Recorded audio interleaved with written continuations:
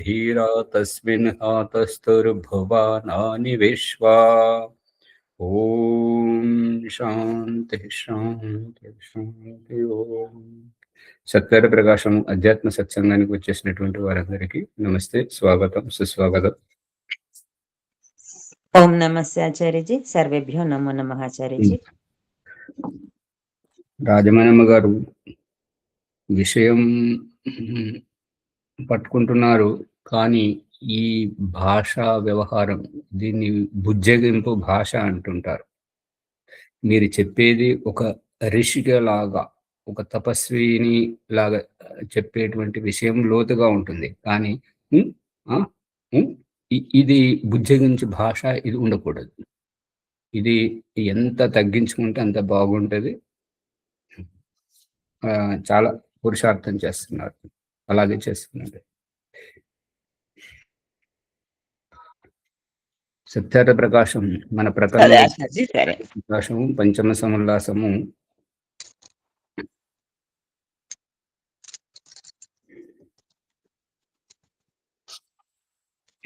ఇక్కడ 114వ పుటలో చర్చిస్తున్నాం. ఏంటంటే ప్రశ్న, ఈ పండితుడు దీని పాఠమును చెప్పునప్పుడు మర్చిపోయి, ఇది అయిపోయింది కిందది. శ్రాద్ధమున సన్యాసి వచ్చినను అతనికి భోజనము పెట్టినను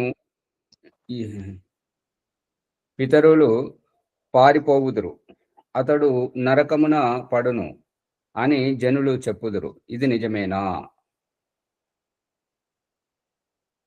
శ్రాద్ధము ఎవరికైనా, ఇప్పుడు మనం పిండాలు పెడతా అంటారు కదా, అక్కడ పెట్టేటప్పుడు సన్యాసి వచ్చినప్పుడు అతనికి భోజనం పెట్టినను పితరులు పారిపోవుదురు, అతడు నరకమున పడును అని జనులు చెప్పుదురు. ఇది నిజమేనా? అంటే ఎవరు సన్యాసి నరకమున పడతాడంట. అంటే ఎంత అజ్ఞానయుక్తంగా మాట్లాడుతున్నారు. దీనికి సమాధానం, చనిపోయిన పితరులు వచ్చుటయు,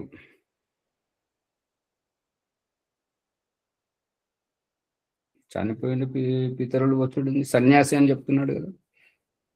శ్రాద్ధమున సన్యాసి వచ్చినను అని చెప్తున్నాడు. మరి ఇక్కడనేమో చనిపోయిన పితరులు వచ్చుటయు, చేసిన శ్రాద్ధము చనిపోయిన పితరులకు చేరుటయు అసంభవం. అంటే సన్యాస దీక్ష తీసుకొని ఇంటి నుంచి వెళ్ళిపోయినటువంటి తండ్రి, తాతలు, ముత్తాతలు వాళ్ళు ఈ శ్రాద్ధం పెట్టిన రోజు తిరిగి వస్తారు అనే అభిప్రాయం కదా. అందుకని ఇది సరైనది కాదు అని చెప్తున్నాడు. ఎందుకంటే సన్యాస ప్రకరణము నడుస్తున్నప్పుడు సన్యాసి వచ్చినను అన్నప్పుడు పితరులు ఇక్కడ పితరులు పారిపోవుదురు అన్నప్పుడు ఆ శ్రాద్ధాన్ని తినడానికి వచ్చినటువంటి పితరులు సన్యాసి వచ్చినప్పుడు అతనికి భోజనం పెడుతుంటే ఇక అతనే తింటున్నాడు, ఇక మేమెందుకు ఇక్కడ అని చెప్పేసి పారిపోతారేమో. ఎంత అజ్ఞానయుక్తంగా ఉన్నారు చూడండి. అంటే జనుల వాక్యమే ఆచార్యది. అట్లా విడి వాళ్ళందరూ విడిగా అనుకునే వాళ్ళు అదే అన్నమాట. ఏమని మళ్ళీ అన్నమాట కాడికి వచ్చారా? తమ్ముని మాట నాకనే విడిచిపెట్టి అదే ఆచార్యజీ. ఇప్పుడు అదే పట్టుకున్నారు. ఇక్కడ పాఠం చెప్తుంటే దీన్ని విడిచిపెట్టి అదే దాన్ని పట్టుకున్నారు. ఎందుకు అంటే దాని అర్థం, దాని సమాధానం చెప్తున్నారు లేదా? ఇక్కడ ఏమని చెప్తున్నారు అంటే, శ్రాద్ధమున పితరులు వచ్చారు, వారికి శ్రాద్ధం పెడుతున్నారు. ఇంత లోపల సన్యాసి వచ్చినప్పుడు అతనికి భోజనం పెట్టినప్పుడు పితరులు పారిపోదురు. ప్రశ్న మళ్ళీ చూడండి కింద. అంటే సన్యాసికి భయపట్టినేమాచారి, అంతే కదా. అవును. దానికి సమాధానం చెప్తున్నా ఏంటంటే, చనిపోయిన పితరులు వచ్చుట, చేసిన శ్రాద్ధము చనిపోయిన పితరులకు చేరుట అసంభవము. వేదమునకు యుక్తికి విరుద్ధమగుట వలన ఇది మిథ్యయే. ఇదంతా అబద్ధం. మిథ్య అంటే అబద్ధం. పితరులు వచ్చుటయే లేనప్పుడు పారిపోవు వారెవరు?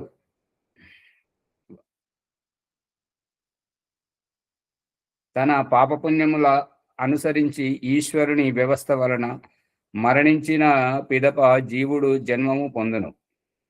అతడెట్లు రాగలుగును? తన కర్మానుసారంగా చనిపోయినటువంటి వ్యక్తి అతనికి ఆ కర్మానుసారంగానే పునర్జన్మ అనేది లభిస్తుంది. ఇది ఎట్లా తెలుస్తుంది చనిపోయిన తర్వాత పునర్జన్మ లభిస్తుందని? ఎవరు చెప్పరు, ఊరికే వెంటనే లభించకపోవచ్చు. మళ్ళీ అదే భాష. ఎప్పుడు లభిస్తుంది అన్నది కాదు ప్రశ్న, లభిస్తుందా లేదా అన్నదానికి సమాధానం చెప్పాలి. అంటే చనిపోయిన ఆత్మ ఏదో దాంట్లో ఉంటది కదా ఆచార్య, వేస్తాడు కదా మళ్ళీ. అమ్మగారు తొందర పడకపోతే కొద్దిగా మంచి విషయం వస్తుంది కదా. ఈ స్త్రీత్వం, ఈ పురుషత్వం, ఈ నపుంసకత్వం, ఈ కుంటితనం, ఈ గుడ్డితనము, ఈ మూగతనం, ఈ యొక్క భేదభావమే ఇందుకు ప్రమాణం. ఇప్పుడు జీవాత్మ, దేవుడు, జీవుడు, ప్రకృతి త్రైత సిద్ధాంతము అన్నప్పుడు కర్మానుసారమే వస్తుంది కదా ఆచార్య. ఏ ప్రకారం కాదు స్వామి ప్రశ్నను ముందు అర్థం చేసుకోండి. పునర్జన్మకు ప్రమాణం ఏమిటి? దానికి సమాధానం వస్తుంది. ఈ దేవుడు, జీవుడు, ప్రకృతి, ఈ త్రైత సిద్ధాంతం అన్నప్పుడు దేవుడు అంతటా నిండి ఉన్నాడు. ప్రకృతి సత్వరజ తమస్సు నుండి వికారాలను వదులుతూ ఉంటుంటది. ఇంకా ఇప్పుడు ఈ మధ్యలో ఉన్నటువంటిది జీవాత్మనే. ఇటు ప్రకృతిని పట్టుకొని అటు పరమాత్మ దగ్గరికి చేరుకోవడానికి ప్రయత్నం చేయడం. ఈ దేహం ఎందుకు అంటే ప్రకృతిని పట్టుకొని ప్రకృతి యొక్క పదార్థ భోగ సుఖాలను అనుభవించడం. తర్వాత ఇదంతా ఒట్టిదే అని చెప్పి తెలుసుకున్నాడు, ఈ దేహాన్ని విడిచి పరమాత్మను చేరుకోవడం.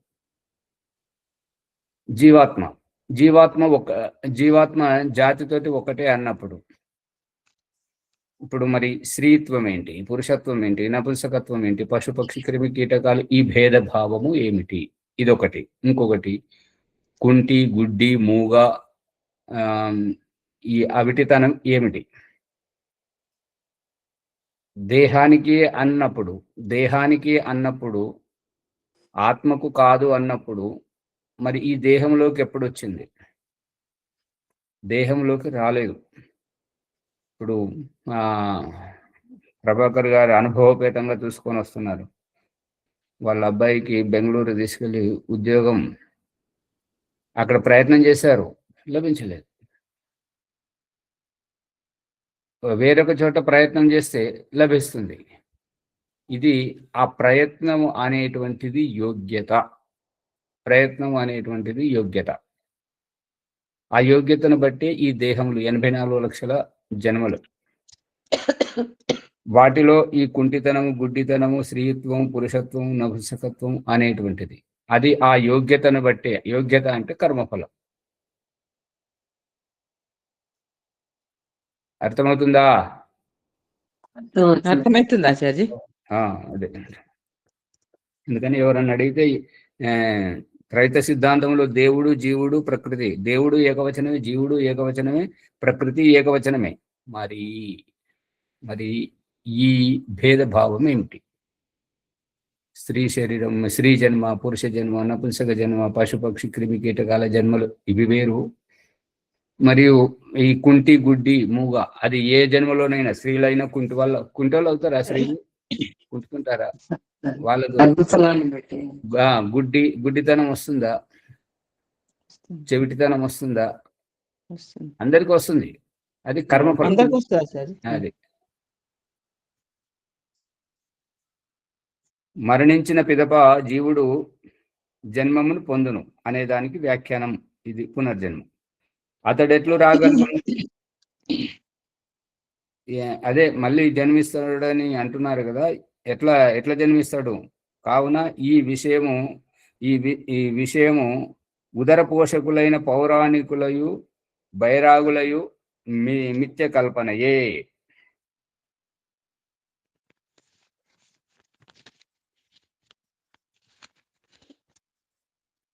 అంటే పునర్జన్మ ఖండన అవుతుందా? తన పాపపుణ్యములను అనుసరించి ఈశ్వరుని వ్యవస్థ వలన మరణించిన పిదప జీవుడు జన్మమును పొందును. అతడెట్లు రాగలుగును? అదేంటంటే చనిపోయినప్పుడు అతని కర్మానుసారంగా చనిపోయిన తర్వాత ఈ శ్రాద్ధం పెట్టినప్పుడు మళ్ళీ ఎట్లా వస్తాడు? ఆ కర్మానుసారంగా పునర్జన్మకు వెళ్ళిపోతాడు, ముందుకు పోతాడు కదా, వెనుకకి ఎట్లా వస్తాడు అనేది ప్రశ్న. కావున ఈ విషయము ఉదర పోషకులైనటువంటి పౌరాణికుల బైరాగుల మిథ్యా కల్పనయే. సన్యాసి వెళ్ళిన చోట మృతక శ్రాద్ధము చేయుట వేదశాస్త్రములకు విరుద్ధమగుట వలన పాషండము మాత్రము పారిపోవుననుట సరి అయిన మాట.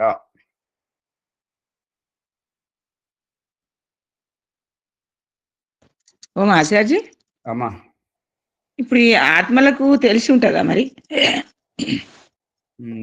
తెలిసి ఉంటుందా మరి అని అంటే,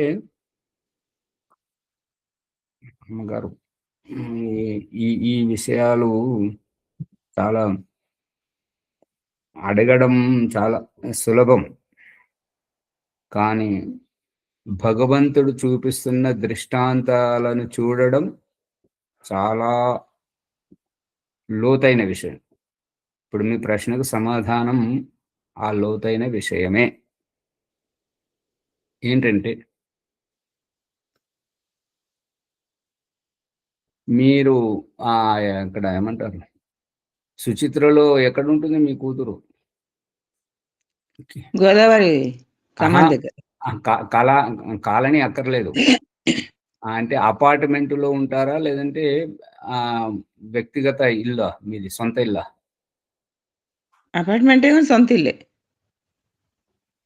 అపార్ట్మెంట్లో మీరు కొనుక్కునే సొంతది అంటే అంతస్తులలో ఉంటుంది. అపార్ట్మెంట్ అయితే ఈ సిద్ధాంతం ఇక్కడ కూర్చోదు. ఎక్కడైతే సొంత ఇల్లు ఉంటుంటుందో అక్కడ చనిపోయిన తర్వాత దేవుడు చూపిస్తున్నటువంటి రహస్యం ఏమిటంటే, ఒక ఆవుగా రావడం, ఒక బ్రాహ్మణుడిగా రావడం, ఒక కుక్కగా రావడం, ఒక భిక్షుకుడిగా రావడం, ఒక పక్షిగా రావడం, అలా వస్తారని చెప్పేసే కదా ఈ పిండాలు కూడా తీసుకుపోయి అక్కడ పెట్టడం. ఇప్పుడు మొన్న మా అల్లుడు ఇట్లా అయినప్పుడు అక్కడ కాష్టం దగ్గర పెట్టిస్తారు ఆచార్య పిండాలని, అన్నం వండి. అక్కడ ఒక ఆవ వచ్చింది. ఆవ వస్తే అట్లా వచ్చిండ్రు అని చెప్పడం జరుగుతుంది. అయితే మరి అది ఎంతవరకు? అక్కడికి రావడం అది వేరే విషయం. అక్కడికి కూడా వస్తుంటది, కానీ ఇంటి దగ్గరకు వస్తాయి. 10 రోజులు, ఇది 11వ రోజు ఇది శాంతి యజ్ఞం జరిగే వరకు ప్రత్యేకంగా వస్తుంటాయి. అది కింద ఊర్లలో ఉన్న వారికి అయితే మంచిగా కనిపిస్తుంది. అందుకే అపార్ట్మెంట్లో ఉన్నారా, ఇంట్లో? అదే అపార్ట్మెంట్ లోనే ఉన్నారు ఆచార్య. అక్కడ తెలియదు, ఎందుకంటే పైకి ఎక్కి రావలేవు కదా అవి. అందుకని ఇది ఇంకా గతించిన వ్యక్తి అతని స్మృతులతోటి తన్మయత్వ భావంతో ఉన్నటువంటి పిల్లలు కానీ, భార్య కానీ వచ్చావా అని అడగడం. మళ్ళీ ఇంకా అటువంటి ముఖ కవలికలు ఉన్న వ్యక్తిలో కానీ ఎవరైనా సందర్భం అట్లా కనబడితే అదిగో అక్కడ ఉన్నాడు అన్నట్టు కనిపిస్తుంటది. ఈ రహస్యం దీనికి సంకేతం దయానంద సరస్వతి సంస్కార విధి అంత్యేష్టి ప్రకరణం చివరలో చెప్తుంటాడు. ఏంటంటే, అంత్యేష్టి చేసొచ్చిన తర్వాత ఇంటి లోపల యజ్ఞం చెయ్యాలి. ఎంత రాత్రి అయినా సరే, కాకపోతే పెద్దగా చేయొద్దు. రాత్రి అయింది కాబట్టి చిన్నగా చేసేసి మళ్ళీ ఉదయం మీరు ఎంతైనా పెద్దగా చేసుకోవచ్చు, అది మీ సామర్థ్యం. స్వస్తివాచనం శాంతికరణ మంత్రాలతోటి ఇంట్లో యజ్ఞం చేసి అందరూ స్వాహకారం చెప్తే ఈ యొక్క ఇంటికి వారికి ఏదైతే అనుబంధ రూపకంగా దుఃఖం అనేటువంటిది తొలగిపోవడమే ఆ ఆత్మకు ఇంకా ముందుకు వెళ్ళిపోవడం. ఈ దుఃఖము ఉన్నది అనే మన వైదికంలో ఏడవడం అనేటువంటిది లేదు. ఏడవడం వల్ల జరిగే నష్టం ఏంటంటే, భగవంతుడు నీవు ఈ జన్మలకు వెళ్ళు, ఈ శరీరంలోకి వెళ్ళు, అక్కడ వారితో పాటు ఇప్పుడు నీ కర్మఫలం ఉన్నది, అక్కడికి నువ్వు వెళ్ళు, వాళ్ళు ఎదురు చూస్తున్నారు అని చెప్పేసి అక్కడ మార్గదర్శనం చేసినప్పుడు ఇక్కడ వీళ్ళు పదే పదే తలుచుకొని ఏడవడం వల్ల అక్కడికి వెళ్ళలేక ఇక్కడికి రాలేక, ఇక్కడికి ఎందుకు రాలేక అంటే ఇక్కడికి వచ్చి ఇక్కడ వీళ్ళ మధ్యలో ఉన్న వీళ్ళు గుర్తుపట్టలేనటువంటి స్థితి. ఎందుకు గుర్తుపట్టలేరు అంటే వీళ్ళు దైహికపరకంగా శారీరకంగా ఉన్నారు, ఆ శరీరాన్నే గుర్తుపడతారు, అటువంటి ముఖ కవలికలనే గుర్తుపడతారు. ఈ నిరాకారంగా వచ్చినటువంటి భావజాలం ఇప్పుడు ఇష్టానుసారం పుత్రకామేష్టితో దివ్యమానవ నిర్మాణం అనేటువంటిది పుస్తకం వచ్చినప్పుడు చూడండి. దాంట్లో ఈ పండుగలు అనేటువంటివి ఏమిటివి? పండుగలు అనేటువంటివి మనల్ని పండించేటువంటిది, నవ్వించేటువంటిది, మురిపించేటువంటిది ఏంటంటే ముక్తాత్మలు రావడం. అవి కనపడవు, అదే సంతోషం. ఏంటంటే పండుగ రోజు వంట చేసుకుంటాం, పండుగ రోజు వంట చేసుకుంటాం. రోజు చేసుకునే వంటలో, పండుగ రోజు చేసుకునేటువంటి వంటలో ఆ రోజు సంతోషం, ఉల్లాసం, ఉత్సాహం ఉంటుంటుంది. ప్రత్యేకమైనటువంటివి చేసుకుంటాం. ఇది ముక్తాత్మలు ఈ బంధనంలో ఉన్నటువంటి ఆత్మలను మురిపించడానికి, సంతోషపెట్టడానికి చేసినటువంటి రహస్యం ఇది. మరి ఆ పుస్తకం రాసైతే దాదాపు 6 సంవత్సరాలు అవుతుంది, మోక్షం లభించలేదు. యోగ దర్శనం ఉన్నది, అవన్నీ ఉన్నాయి, ఎప్పుడు వచ్చినప్పుడు తెలుస్తుంది. దాంట్లో చాలా ఇటువంటి దృష్టాంతాలు ఉన్నాయి అన్నట్టుగా ప్రసంగానుసారంగా ఈ యొక్క ఆత్మలు అనేటువంటి వస్తాయి.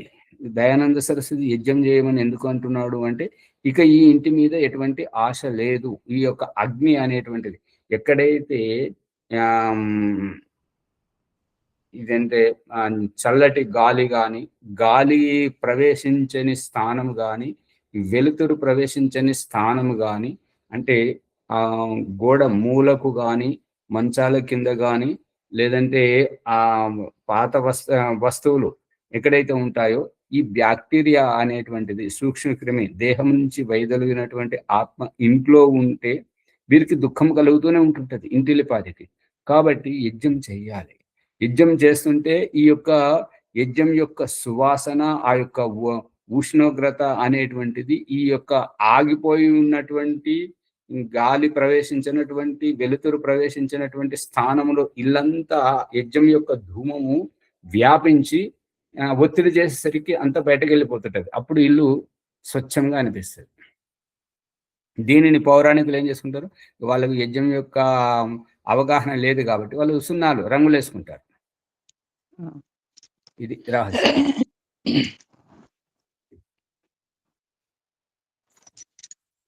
నమస్తే ఆచార్య, ధన్యవాదాలు. ఆచార్య వాళ్ళు ఆవుమూత్రం చల్లుకోవాలంటారు కోసం. అది కూడా పంచామృతం అంటారు, ఆవుమూత్రం అన్నారు, పంచామృతం అంటారు. అదే మూత్రంనే. అది ఏంటంటే ఆ వాసనతోటి అది వెళ్ళిపోవాలి అలా బలవంతంగా, అంటే పొమ్మన లేక పొగబెట్టినట్టుగా. అదే ఫేస్బుక్ లో ఒక వీడియో వచ్చింది. ఏంటంటే ఎలకలు పట్టుకోవడానికి పిల్లి అటు ఇటు తిరుగుతుంటే ఒక బొయ్యారంలో ఎలక ఇటు బయటకు వచ్చి లోపలికి పోతుంటే అక్కడ వాళ్ళు, మరి అది ఎట్లా తయారు చేసారో తెలియదు కానీ ఆ పిల్లి ఒక అదేమంటారు లక్ష్మీ బాంబు తీసుకొచ్చి ఆ బొయ్యారంలో పెట్టి దానికి నిప్పు అంటిస్తుంది అన్నమాట. అది పటపట అంటే ఆ అన్ని ఎలకలు బయటకు వస్తుంటాయి అన్నట్టు. అంటే ఇదేంటంటే వీళ్ళు ఈ గోమూత్రం చల్లడం, ఈ రంగులు వేసుకోవడం వల్ల ఏంటంటే అక్కడే ఉండిపోతుంటది. అంటే ఇప్పుడు ఏదైనా రంగులలో గోడకు అంటుకుపోయినట్టుగా దాంట్లోనే ఉంటుంటది అన్నట్టుగా. అది రంగుల వాసన మనకు తెలుస్తుంది అంతవరకే. రంగుల వాసన, సున్నము వాసన ఉంటుంటది. కానీ యజ్ఞం చేస్తే సువాసన ఉంటుంటుంది, ఉల్లాసం, ఉత్సాహం, స్వాహకారం చెప్పిస్తుంటారు. చెప్పండి గాయత్రమ్మ గారు. ఓం నమస్తే ఆచార్జీ. చనిపోయిన ఆత్మ కూడా తిరుగుతది అంటారు. నిజమా అది? అమ్మగారు ఇంతవరకు చెప్పుకున్నది అదే కదా. శబ్దమే రాలేదు. మీరు అడిగిన ప్రశ్నకు ఏ శబ్దం అయితే మీరు వినాలనుకుంటున్నారో ఆ శబ్దమే రాలేదు. ప్రకరణం అంతా అదే కదా. మళ్ళీ వారు భీమరావు గారు కూడా చెప్పారు కదా, అది ఏమన్నారంటే ఇది కర్మానుసారంగా ముందుకు పోతుంటది అని అన్నప్పుడు ఆ కర్మ అనేటువంటిది ఇప్పుడు బృహదారణ్యక ఉపనిషత్తులో వచ్చింది ఏంటంటే, ఒక గడ్డి చిలుక ఇట్లా కాలు తీసి ఇంకో కాలు పెట్టి ఇట్లా అంటే కాలు తీసి కాలు పెట్టడానికి ఎంత సమయం అయితే పడుతుంటుందో అంత సమయంలోనే ఈ యొక్క పునర్జన్మని ఎత్తవచ్చు. లేదంటే వాళ్ళు ఎవరితోటైతే ఎవరి కడుపునైతే పుట్టాలో, ఎవరినైతే తన కడుపులో ఒదిగించుకొని పుట్టించాలో, ఎవరితోటైతే కలిసి ఈర్ష ద్వేషాలు సుఖ దుఃఖాలు అనుభవించాలో అటువంటి వారు వేరే చోటు ఉన్నారు. వారు రాలేదు కాబట్టి వారు వచ్చే వరకు వీరు ఎదురు చూడాలి. ఇప్పుడు బస్ స్టాండ్లకు, రైల్వే స్టేషన్లకు, విమానాశ్రయానికి మనం పోయినప్పుడు అవి రావు. వాటి సమయానికి, నిర్దిష్ట సమయానికి అవి వస్తుంటాయి. అవి వచ్చే వరకు మనం వేచి చూడాల్సి వస్తుంటది కదా. అదే విధంగా ఈ యొక్క జీవాత్మలు కూడా వాటి ఆత్మహత్య చేసుకున్న వాళ్ళు కూడా ఉంటదా ఆచార్య? అదే అటువంటి వాళ్ళకే ఈ యొక్క ఎదురు చూపులు అనేటువంటిది.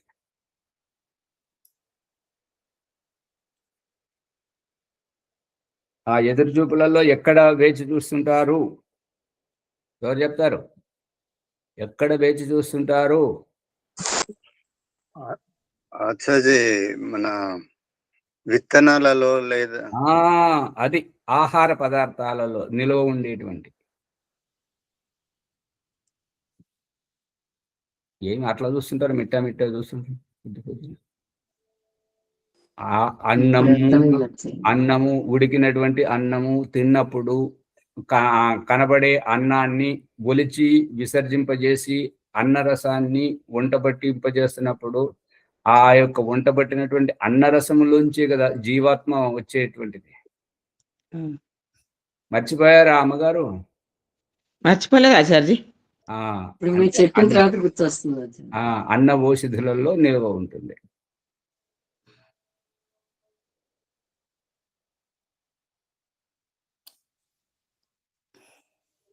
చాలా విచిత్రమైన విషయాలు ఆచార్య.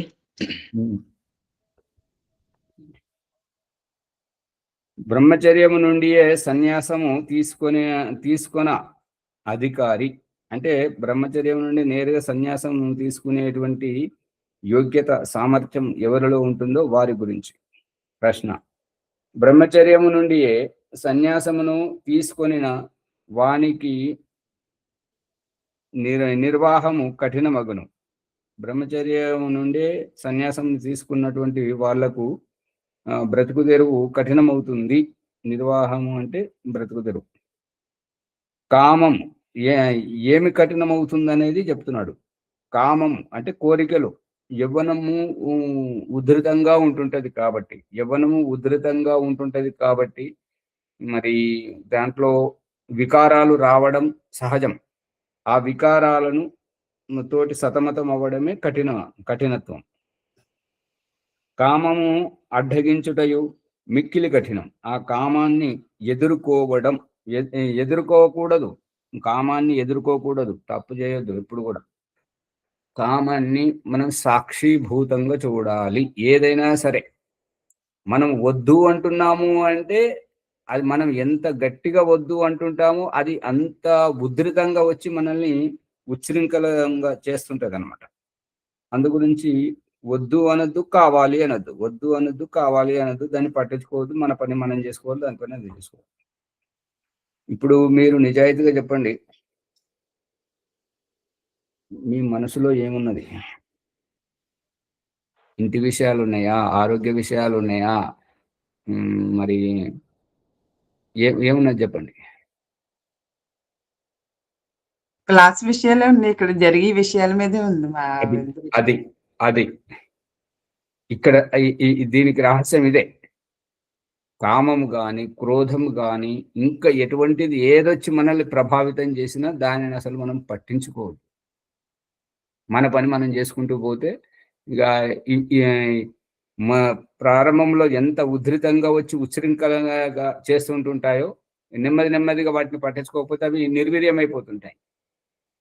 ఇప్పుడు ఈ దృష్టాంతం ఏంటంటే, ఇంటికి వచ్చిన వ్యక్తిని పలకరించకూడదు, అతన్ని ఇక నీళ్ళు ఇవ్వకూడదు, తిండి పెట్టకూడదు, అతన్ని పట్టించుకోకపోతే ఇంకొకసారి ఎంత ప్రేమతోటి ఏ రకంగా రావాల్సి వస్తే సహజంగా రాడు.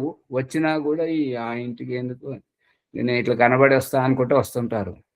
ఆ కనబడ్డా కూడా మనం చూడడానికి మన మొహం తిప్పుకొని మన పనిలో మనం ఉంటే ఆ ఇంటికి పోయినా ఒకటి పోకుండా ఒకటి ఏమి పట్టించుకోరని చెప్పేసి మళ్ళీ వస్తారా?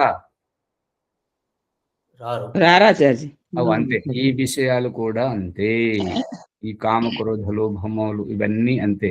ఇప్పుడు మీరు చెప్తలేరు, మర్చిపోయారు. ఉద్గీత ప్రాణాయామం చేస్తున్నప్పుడు ఈ యొక్క ఎప్పుడైతే స్వరాన్ని దించడం జరుగుతుంది, ఇప్పుడు ఈ ఆన్లైన్లో ఉన్న దరిద్రం ఏంటంటే దించేది వినపడదు. అందరు ఎత్తేదే చెప్తున్నారు కానీ దించేది అసలు ఎవరు చేస్తున్నారు అనేది ఏమీ వినపడతలేదు. ఎవరు చేసినా కూడా దించేది వినపడట్లేదు. దించేటప్పుడు ఏమవుతుందంటే పొత్తి కడుపు కదులుతుంటది. 3 విభాగాలు చేసుకుంటేనే అట్లా వస్తుంది. ఆవుమా అని చెప్పకూడదు, ఆవుమా అని ఉండకూడదు కదా. ఆవుమా అంటే మనము దాన్ని ఎత్తినప్పుడు అట్లా చేస్తే అదే స్వరాన్ని ఎత్తడము, దించడం, ఉదయం, మధ్యాహ్నం, సాయంత్రం. ఉదయం నుంచి ప్రారంభమై మధ్యాహ్నం వరకు తీవ్ర స్థాయికి వెళ్ళి మళ్ళీ సాయంత్రానికి కిందికి దిగుతుంటది కదా. ఆ రకంగా ఒక గుట్టలాగా ఈ స్వరం, ఈ యొక్క స్వరము దించేటప్పుడు పొత్తి కడుపు అనేటువంటిది ఇట్లా లేస్తుంది. ఆ కదలికను గమనిస్తే నాభి క్రింది ఆ పొత్తి కడుపులో జరిగేటువంటి ఈ ప్రాణాయామం వల్ల జరిగేటువంటి ఒత్తిడితోటి అక్కడ జరిగే కదలికలను గమనిస్తే ఈ కామ, క్రోధ, లోభ, ఈర్ష, ద్వేషం, కుట్రలు, కుతంత్రాలు చేసేటువంటి ఈ కుళ్ళు బుద్ధి అంతా పోతుంది, సహజంగా ఉండిపోతుంటారు.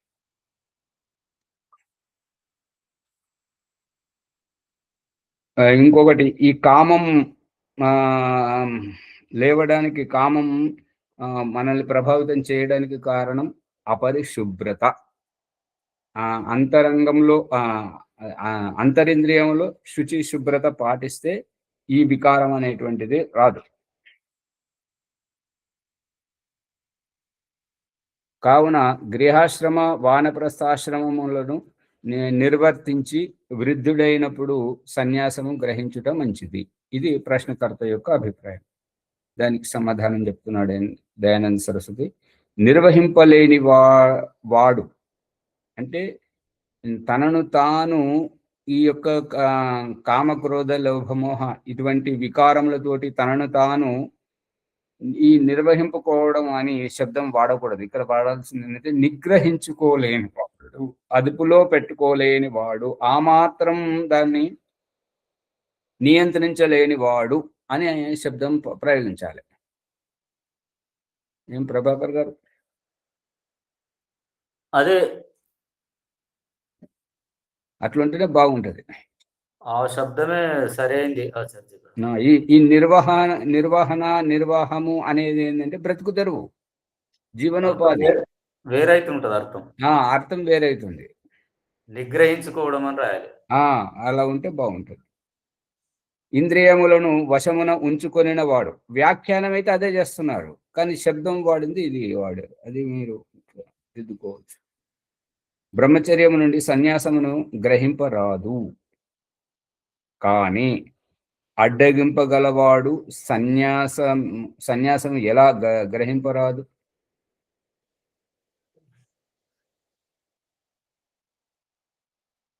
ఇప్పుడు బ్రహ్మచర్యం నుండి సన్యాసమును గ్రహింపరాదు అని చెప్తున్నాడు,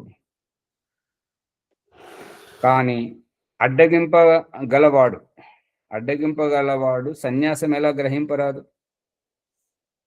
నిగ్రహింపగలవాడు అని అర్థం. అది అదే మరి ఈ పదాలు మరి అనువాదం చేసేటప్పుడు మరి పండిట్జీ అంత ఇటువంటివి ఉంటే ఎట్లా అర్థమవుతుంటది?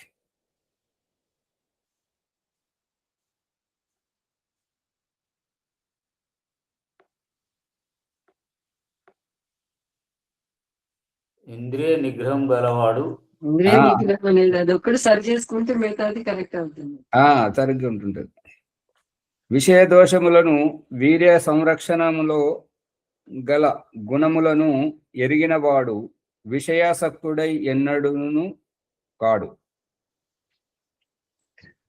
విషయ దోషములను వీర్య సంరక్షణములో గల గుణములను ఎరిగినవాడు ఈ విషయ వాసనలకు ప్రభావితమైతే వీర్య నష్టం అవుతుంటది, దాంతో ఆయుష్ క్షీణిస్తుంటుంటది, మన ధర్మార్థ కామోక్షాలు సిద్ధించవు అనేటువంటి రహస్యం తెలిసిన వాడు వీర్యాన్ని రక్షించుకున్నట్టయితే బ్రహ్మచర్య పాలన జరుగుతుంటది, ఊర్ధ్వరేతస్సులు అవుతుంటారు, మరియు ఎక్కువ కాలం దీర్ఘాయుష్ లభిస్తుంది అని చెప్పేసి ఈ యొక్క రహస్యం తెలిసినటువంటి వారు ఆ గుణములు పాటిస్తుంటారు. కాబట్టి విషయాసక్తుడు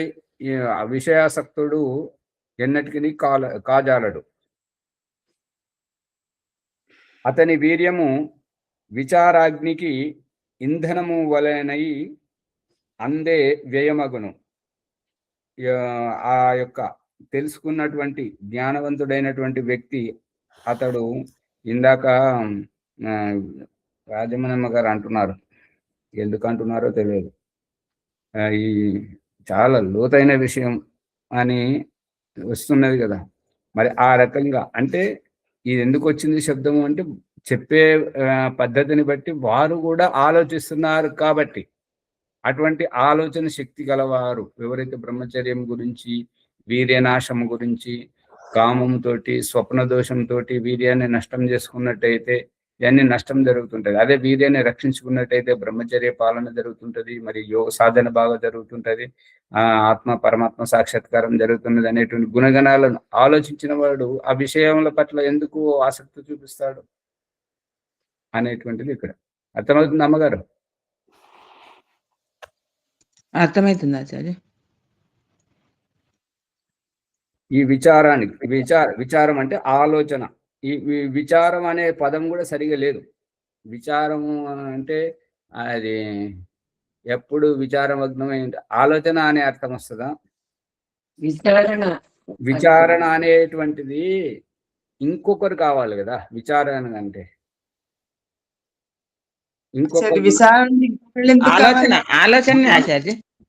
తానే ఆలోచిస్తూ ఉంటుంది కదా విచారణ అంటే ఎవరి వాళ్ళు ఆలోచిస్తారుగా ఆచార్య గారు. వరలక్ష్మమ్మ గారు ఇంత పెద్దగా చెప్తుంటే వేరే వినరు కదా.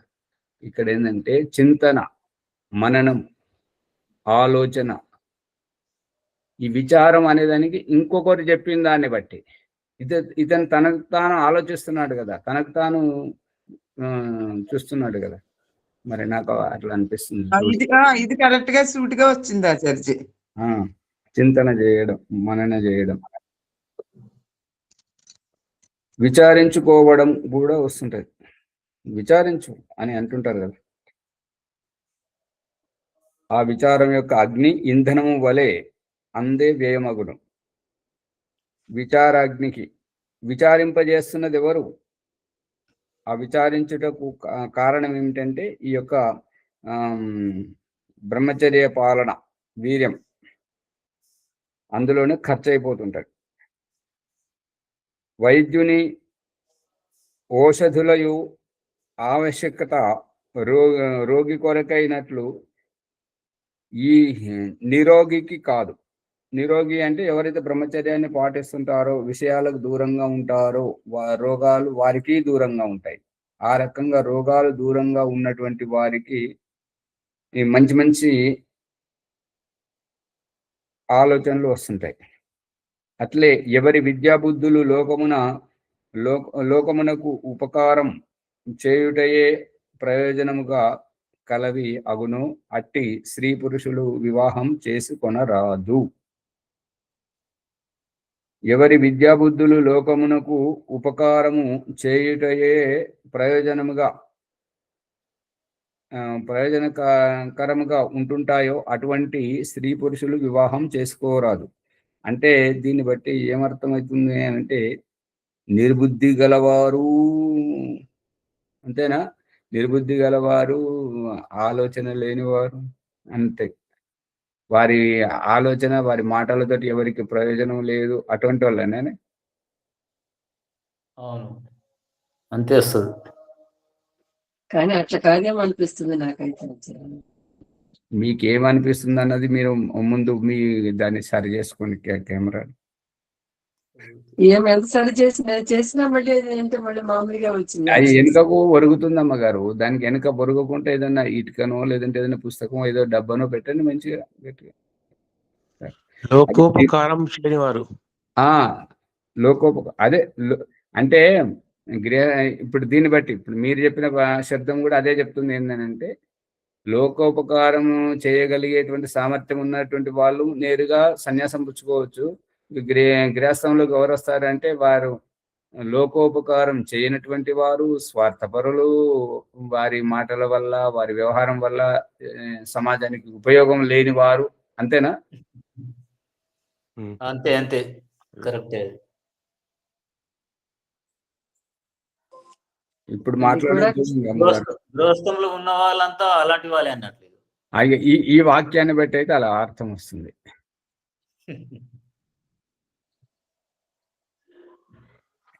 ఇంకేమైనా చెప్పాలా అమ్మగారు? మరి అందరు అట్లే అలాగే ఉండలేరు కదా ఆచార్య.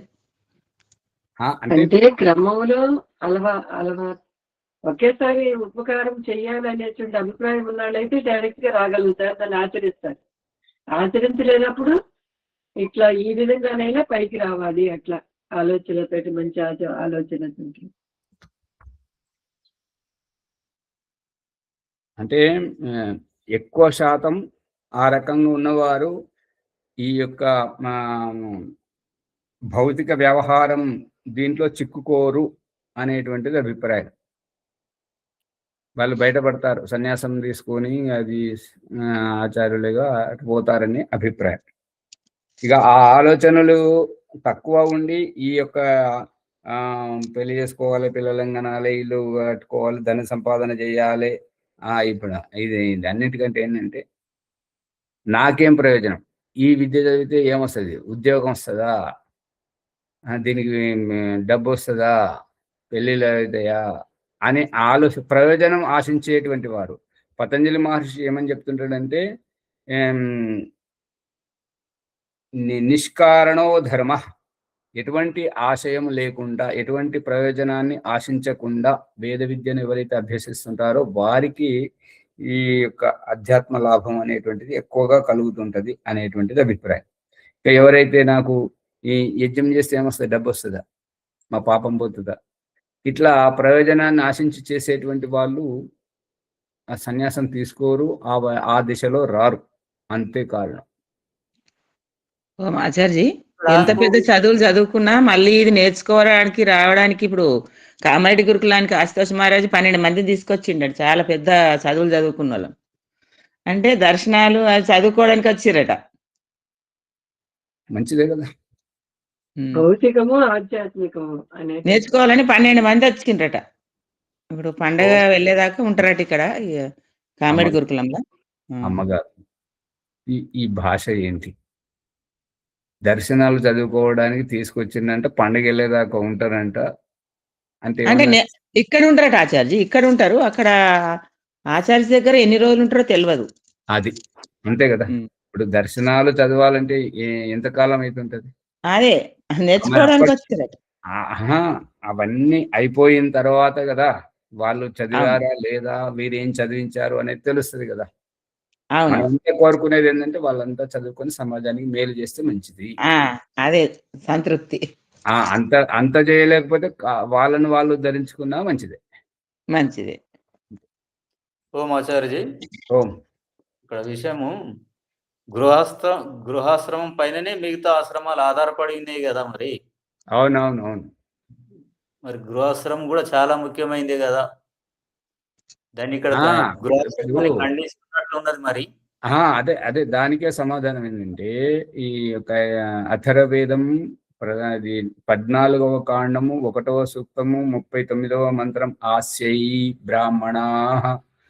ఈ అగ్నిహోత్రం యొక్క మూలం ఏంటంటే ఆస్యై అంటే ముఖం, ఆస్యం అంటే ముఖం, ఆస్యై అంటే ఆశ్రమ వ్యవస్థకే ముఖద్వారం, సింహద్వారం వంటి గృహాశ్రమంలో ప్రవేశించేటువంటి వారు ఎవరు అంటే బ్రాహ్మణా, బ్రాహ్మణులు. ఎవరు అంటే బ్రహ్మతత్వం నెరిగినటువంటి వారు, స్నాతకులు, వేదమును చదివినటువంటి వారు, వారు ప్రవేశించాలి. చదవనటువంటి వారు మరి ఎవరు ప్రవేశించినా కూడా ఏమని చెప్తారంటే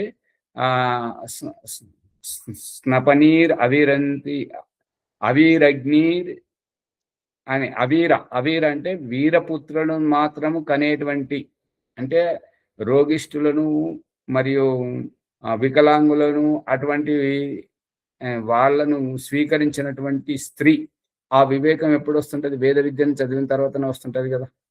అటువంటి వారు నీవేది గర్భజలం అంటే అగ్నిని తీసుకురావాలి, బ్రాహ్మణ క్షత్రుల వైశ్యుల ఇంటి నుంచి అగ్నిని తీసుకురావాలి అని అథర్వవేదం మంత్రం యొక్క అభిప్రాయం. అదంతా చదివిన వాళ్ళకే. మరి ఆ చదివిన వాళ్ళలో కూడా ఇప్పుడు అది రాజమణమ్మ గారు చెప్తున్నటువంటి దానికి మళ్ళీ అందరికీ ఉన్నటువంటిది ఏంటంటే వచ్చారట 12 మంది వచ్చారట. వాళ్ళు 12 మంది చదువుకొని సమాజంలోకి వస్తే ఎంత మేలు జరుగుతుంది అమ్మగారు. విద్యాభ్యాసం ముగించుకొని స్నాతకులు అయ్యే వరకు ఎంతమంది ఉంటారు ఇందులో? అది అంతే. మరి వచ్చినటువంటి వారికి కూడా ఈ యొక్క ఆధ్యాత్మిక మార్గం ఇష్టం ఉండాలి కదా. మళ్ళీ వచ్చిండ్రు అని అంటే కొంచెం కొంత కాకుండా కొంతనన్నా ఉపయోగపడుతుంది అనేది ఆలోచన. కానీ ఇప్పుడు ప్రతి గురుకులంలోకి వెళ్ళి చూడండి, ప్రతి ఒక్క ఆశ్రమాలకు వెళ్ళి చూడండి, ఎంతమంది ఉంటున్నారు. మరి బయటకు వచ్చేసరికి ఒక్కరు కనబడతలేదు, ఎక్కడ పోతున్నారు? ఇక వారి గుణాలు అంతే. అంతే అంతే అది ప్రారంధం అంతే అంతే. ఇప్పుడు ఉన్నటువంటి వాళ్ళైనా కనీసం ఒక్కొక్కరు ఒక్కొక్క విషయాన్ని తీసుకొని చెప్తుంటే చాలా మంచిగా ఉంటుంటది. అవును. వారు చిదానంద్ ఉదయన్ గారు ఒకటి ఉపనిషత్తులది చెప్తున్నారు, మరి సునీతి గారు సామవేదం చెప్తున్నట్టుగా తెలిసింది. ఇంకా మిగతా వాళ్ళు ఏం చెప్తున్నారు? వాళ్ళు నిజామాబాద్ వాళ్ళు అయితే వాళ్ళు చెప్తుంటుంటారు, ఆయన వేదం చెప్తున్నాడు. మరి విజయ్ గారు అయితే ఏదో ఒక విషయం తీసుకొని సత్యార ప్రకాశం ఇట్లా చెప్తూనే ఉంటుంటాడు. అట్లా అందరూ చెప్తుంటే మంచి ప్రచారం అవుతుంటది. ఆచార్జీ చాలా మంది చెప్తున్నారు ఆచార్జీ, 4-5 చెప్తున్నారు. నాకైతే వీడియోలు కనబడలేదు, వీళ్ళైతే కనబడ్డాయి. ఉదయం కనబడుతుంటది, సునీతిది అప్పుడప్పుడు కనబడుతుంటది. తెలియదు కానీ ఆచార్జీ మరి వెంకట శాగంటి గారు అమెరికా, వీళ్ళేమో మరేమో భాస్కర్ రావు గారు, మళ్ళీ ఇంకొక ఆయనేమో భాస్కర్ రావు గారిది ఈ మధ్య కనబడట్లేదు, వారు చెప్తారు. మళ్ళీ మునిశేఖర్ గారు చెప్తున్నారు. ఇంకొక ఆయన సన్నగా ఉంటున్నారు, కలజోడు పెట్టుకుంటున్నారు ఆచార్జీ, అతను చెప్తున్నారు. స్నాతకులు చదువుకొని గురుకులంలో విద్యాభ్యాసం చేసినటువంటి వాళ్ళు కనబడట్లేదు అని అభిప్రాయం. వీళ్ళైతే స్వాధ్యాయున్నారు, అది చాలా మంచిది, మంచి పురుషార్థం చేస్తున్నారు వారు. కానీ స్నాతకులు కూడా చేస్తే ఇంకా బాగుంటది. సమయం చాలా అయిపోతుంది.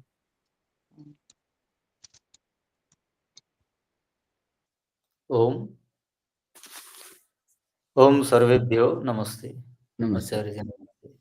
ఈరోజు ఎపిసోడ్ ద్వారా మనం ఈ శ్రాద్ధం గురించి తెలుసుకున్నాం. సన్యాసికి శ్రాద్ధానికి ఉన్న సంబంధం ఏంటని ఉత్తరం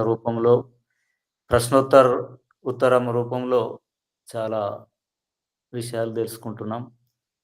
తర్వాత బ్రహ్మచర్యం నుండి నేరుగా సన్యాసానికి వెళ్ళే అధికారి ఎవరు?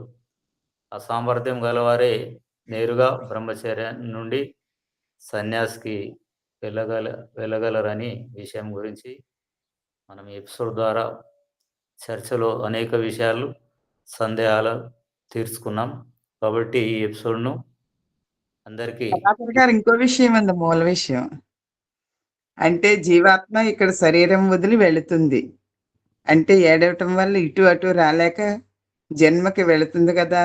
అలా వేచి ఉండటం కూడా ఇంకొక దిక్కున ఒక పండులో వేచి ఉంటుంది కదా! దానికి 2 ముక్కలు చెప్తే వాళ్ళు లోతుగా అర్థమవుతది. చూస్తారు ఆసక్తితోటి. అవును. జీవాత్మ వెళ్ళిన శరీరాన్ని వదిలిన జీవాత్మ గురించి కూడా ఇక్కడ చర్చ ఈ ఎపిసోడ్‌లో జరిగింది కాబట్టి, ఇది అందరికీ అవసరమే కాబట్టి అందరికీ పంచడానికి కొరకై మనం ఈ ఎపిసోడ్‌ను లైక్ చేసి, షేర్ చేద్దాం. సబ్స్క్రైబ్ చేసి గంట సింబల్ నొక్కి ఈ జ్ఞానాన్ని అందరికీ తెలియజేద్దామని మనవి చేస్తున్నాను. కాబట్టి ఈరోజు మన వైదిక సంధ్య ఎవరున్నారో వరలక్ష్మ గారు, బుధవారం కాబట్టి వరలక్ష్మమ్మ గారు వైదిక సంధ్య చేయిస్తారు. ఓం నమస్తే ఆచార్య శ్రీభ్యో నమో నమః. బ్రహ్మయజ్ఞము సంధ్యోపాసన. ఓం అమృతోపస్తరణమసి స్వాహా. ఓం అమృతాపిధానమసి స్వాహా. ఓం సత్యం యశః శ్రీర్మై శ్రీః శ్రైతాం స్వాహా. ఓం శన్నో దేవీరభీష్టయా ఆపో భవంతు పీతయే శయ్యోరభిస్రవంతు నః. ఓం వాక్ ఓం ప్రాణః ప్రాణః. ఓం చక్షుః ఓం శ్రోత్రం. ఓం నాభిః ఓం హృదయం. ఓం కంఠః ఓం శిరః. ఓం బాహుభ్యాం యశోబలం. ఓం కరతలకరపృష్ఠే. ఓం భూః పునాతు శిరసి. ఓం భువః పునాతు నేత్రయోః. ఓం స్వః పునాతు కంఠే. ఓం మహః పునాతు హృదయే. ఓం జనః పునాతు నాభ్యాం. ఓం తపః పునాతు పాదయోః. ఓం సత్యం పునాతు పునః శిరసి. ఓం కం బ్రహ్మం పునాతు సర్వత్ర. ఓం భూః ఓం భువః ఓం స్వః ఓం మహః ఓం జనః ఓం తపః ఓం సత్యం. ఓం మృతం చ సత్యం సాభిద్ధా తపసోऽధ్యజాయత. తతో రాత్రియజాయత తథా సముద్రో అర్ణవః. సముద్రాదర్ణవాదధి సంవత్సరో అజాయత. అహోరాత్రాణి విదధతి విశ్వస్సమిషతో వసి. సూర్యాచంద్రమసౌ ధాతా యథా పూర్వమకల్పయతు. దివిం చ పృథివీం చాంతరిక్షమదో స్వః. ఓం శన్నో దేవీరభీష్టయా ఆపో భవంతు పీతయే శయ్యోరభిస్రవంతు నః. ఓం ప్రాసీదిగగ్నిరధిపతిరసితో రక్షితాదిచ్చాయిషవః. తేభ్యో నమోధిపతేభ్యో నమో రక్షితృభ్యో నమ ఇషుభ్యో నమ ఏభ్యోऽस्तु. యోస్మాన్ వేష్టియం వయం దిస్మస్తంభో జంబే దద్మః. తూర్పు దిశలో అగ్ని అధిపతి కొడవల వలె వంకరటింకర కుటిలంగా నడిచే సూర్యకిరణాల ద్వారా పరమాత్మ రక్షణ చేస్తున్నాడు. ఓం దక్షిణాదికి ఇంద్రోధిపతి స్థిరచ్చి రాజీ రక్షిత పితరశవః. తేభ్యో నమోధిపతేభ్యో నమో రక్షితృభ్యో నమ ఇషుభ్యో నమ ఏభ్యోऽस्तु. యోస్మాన్ వేష్టియం వయం దిస్మస్తంభో జంబే దద్మః. దక్షిణ దిశలో ఇంద్రుడు అధిపతి అయి వంకటెంకరగా కుటిలంగా నడిచే ప్రాణుల నుంచి రక్షణ చేస్తూ పితరుల వల్లే రక్షిస్తున్నాడు. ప్రదీచీదిక్ వరిడోధిపతి ప్రదాకు రక్షితాన్నమిషవః. తేభ్యో నమోధిపతేభ్యో నమో రక్షితృభ్యో నమ ఇషుభ్యో నమ ఏభ్యోऽस्तु. యోస్మాన్ వేష్టియం వయం దిస్మస్తంభో జంబే దద్మః. పడమర దిశలో సోము అధిపతి అయి ఆహార ధాన్యాల్లో స్వయం పుట్టుకొచ్చే క్రిమి కీటకాల పట్ల శరాగత విద్యుత్తు మెరుపుతూ పంటలు సస్యశ్యామలం చేస్తూ రక్షిస్తున్నాడు. ఓం బుధీచీరిక్ శోభోధిపతి స్వజో రక్షితాసి నిర్షవః. तेभ्यो नमोऽधिपतिभ्यो नमो रक्षितृभ्यो नम इषिभ्यो नम येभ्यो अस्तु योऽस्मान् वेष्टियं वयं दिस्मस्तम्भोजं वेदद्मः ఉదీచితికి సోమ అధిపతి అయి ఆహార ధాన్యాల్లో స్వయం పుట్టుకొచ్చే క్రిమి కీటకాల పట్ల స్థిరాగత విద్యుత్ మెరుపులతో పంటలను సస్యామలం చేస్తూ రక్షిస్తున్నాడు. ధ్రువాదిగిష్ణురధిపతి కల్మాషగ్రీవో రక్షిత వీరుదశవః तेभ्यो नमोऽधिपतिभ्यो नमो रक्षितृभ्यो नम इषिभ्यो नम येभ्यो अस्तु योऽस्मां वेष्टियं वयं दिस्मस्तम्भोजं वेदद्मः. హిందూ దిశలో విష్ణువు అధిపతి అయి భూగర్భ విషవాయువుల కాలుష్యాన్ని నిర్వీర్యం గావిస్తూ రక్షిస్తున్నాడు. ఊర్ధ్వాదిక్ బృహస్పతిరధిపతి శుత్రో రక్షితా వర్షమిషవః తేభ్యో నమోऽధిపతిభ్యో నమో రక్షితృభ్యో నమ ఇషిభ్యో నమ ఏభ్యో అస్తు యోऽస్మాన్ వేష్టియం వయం దిస్మస్తమ్భోజం వేదద్మః. పై దిశలో బృహస్పతి అధిపతి అయి చర్మముపై తెల్ల బొల్లి వంటి మచ్చలను కృష్టివాదిని వర్షం నీటితో నయం చేస్తూ రక్షిస్తున్నాడు. ఓం ఉపస్థాన మంత్ర ఓం జాత వేదసే సునవామ సోమ మరాతీయతో నిదహాతి వేద సనః పరిషదతి దుర్గాణి విశ్వానావేవ సింధుం దురితాత్యాగ్ని చిత్రం దేవానామదగాదనీకం చక్షుర్మిత్రస్య వరుణశ్చాగ్నేః ప్రద్యా వా పృథివీ అంతరిక్షం సూర్య ఆత్మా జగతః సుతశ్చుష బుధుత్యం జాతవేదసం దేవం వహంతి కేతవః దృశే విశ్వాయ చౌర్యం వద్వయం తమసస్వరిష్వః పత్యంత ఉత్తరం దేవం దేవత్రా సూర్యమగన్మజ్యోతిరుత్తమం తక్షక్షుర్దేవహితం పురస్తాచుక్రమచ్చరస్యేమ శరదశ్యతం జీవేమ శరదశ్యతకం శృణుయామ శరదశ్యతం ప్రభ్రమామ శరదశ్యతం అదీనా సామ్య శరదశ్యతం గోహ్యచ్చ శరదశ్యతాతు. ఓం శన్నో దేవీరభీష్టయా ఆపో భవంతు పీతయే శంయోరభిస్రవంతు నః. ఓం భూర్భువః స్వః తత్సవితుర్వరేణ్యం భర్గో దేవస్య ధీమహి ధియో యో నః ప్రచోదయాత్.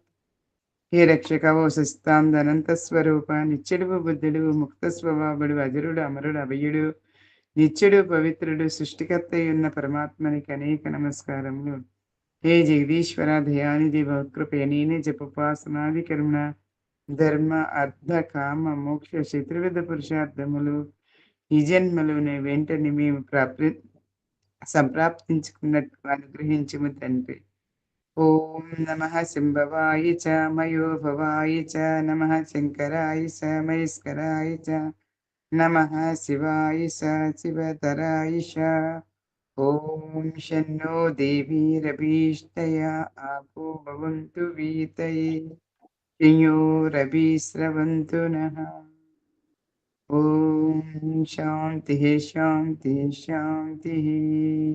అవకాశం ఇచ్చినటువంటి ఆచార్య గారికి నమస్తే.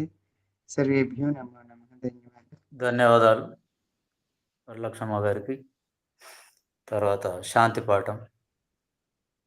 ఓం ద్యౌ శాంతి అంతరిక్షం శాంతి పృథివీ శాంతి ఆపశాంతి ఓషధయ శాంతి వనస్పతే శాంతి విశ్వే దేవా శాంతి బ్రహ్మ శాంతి సర్వం శాంతి శాంతిరేవా శాంతి సామా శాంతిరేధి.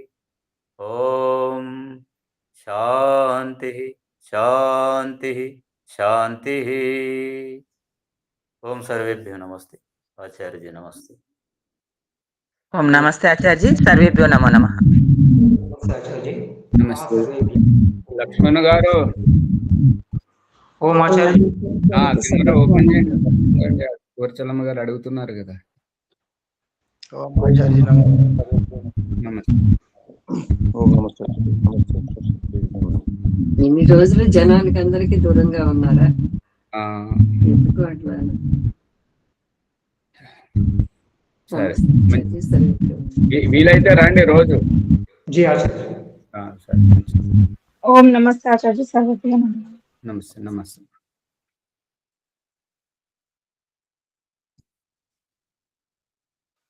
రికార్డ్ ఆచార్య. తీస్తున్నాను.